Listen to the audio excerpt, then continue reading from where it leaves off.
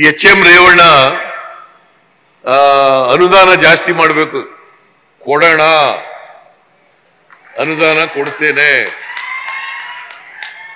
ಬೇರೆ ಸೈನಿಕ ಶಾಲೆಗಳಿಗೆ ಹಿಂಗೆ ಅನುದಾನ ಕೊಟ್ಟಿದ್ದೀವಿ. ಕೊಡಗಿನಲ್ಲಿ ಸ್ಥಾಪನೆ ಮಾಡಿದವರು ಯಾರು? ನಾವೇ. ಇಲ್ಲಿ ಮಾಡಿರೋರು ಯಾರು? ನಾವೇ. ಅಲ್ಲಿಗೆ ಅನುದಾನ ಕೊಟ್ಟವ್ರು ಯಾರು? ನಾವೇ.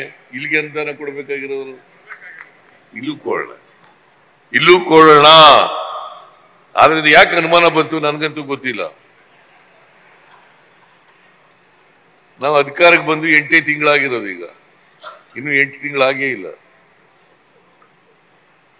ಅನುದಾನ ಕೊಡೋಣ, ಉಳಿದಂತ ಎಲ್ಲ ಕೆಲಸಗಳನ್ನು ಪೂರ್ಣಗೊಳಿಸೋಣ, ಪ್ರಾಧಿಕಾರಕ್ಕೆ ದುಡ್ಡು ಕೊಡೋಣ. ಆಮೇಲೆ ಮಹಾಂತೇಶ ಕೌಜಲ್ಗಿ ಹೇಳದಂತ ಅವ್ರ ಕ್ಷೇತ್ರದ ಕೆಲಸಗಳನ್ನು ಮಾಡಿಕೊಳ್ಳೋಣ. ವರುಣ್ ಹೈನುಗಾರಿಕೆ ಮಾಡಿ ವರ್ಷಕ್ಕೆ 75 ಲಕ್ಷ ಆದಾಯ ಗಳಿಸ್ತಿದ್ದಾರೆ. ನೀವು ಕೂಡ ಅವರಿಂದ ಕಲಿಬೇಕಾ? ಅವ್ರ ಜೊತೆ ವಿಡಿಯೋ ಕಾಲ್ನಲ್ಲಿ ಮಾತಾಡಬೇಕಾ? ಈಗಲೇ ಫ್ರೀಡಮ್ ಆಪ್ ಡೌನ್ಲೋಡ್ ಮಾಡಿ. ಅದೇ ಏತ ನೀರಾವರಿ ಅದು ಮಾಡ್ಕೊಳ್ಳೋಣ. ಮಹಾಂತೇಶ್ ಕೌಜಲ್ಗಿ ಇದೆಯಲ್ಲ, ಒಬ್ಬ ಸಭ್ಯ ರಾಜಕಾರಣಿ ಅಂತೇವರು ರಾಜಕಾರಣದಲ್ಲಿ ಇರಬೇಕು. ಯಾರ್ಯಾರೋ ಬಂದ್ಬಿಡ್ಬಾರ್ದು ರಾಜಕಾರಣಕ್ಕೆ. ಜನರನ್ನ ದ್ವೇಷವರೆಲ್ಲ ರಾಜಕಾರಣಕ್ಕೆ ಬರಬಾರದು. ಜನರನ್ನ ಪ್ರೀತಿಸ್ತಕ್ಕಂಥವ್ರು, ಜಾತ್ಯಾತೀತವಾಗಿರ್ತಕ್ಕಂಥವ್ರು ರಾಜಕೀಯದಲ್ಲಿ ಇರಬೇಕು ಅಂತಕ್ಕಂಥದ್ದನ್ನ ಹೇಳಲಿಕ್ಕೆ ಬಯಸ್ತೇನೆ.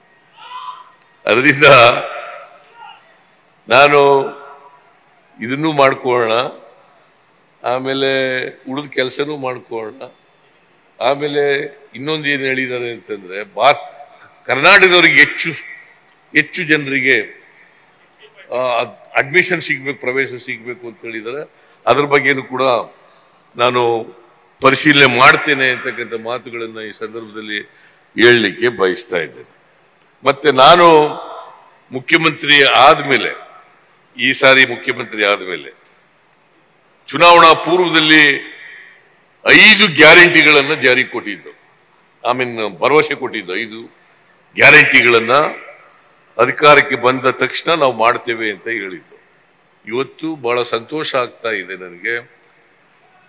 8 ತಿಂಗಳೊಳಗಡೆನೆ 5 ಗ್ಯಾರಂಟಿಗಳನ್ನ ಜಾರಿ ಕೊಟ್ಟಿದ್ದೀವಿ, ಅವು ಜಾರಿ ಆಗ್ತಾ ಇದ್ದಾವೆ.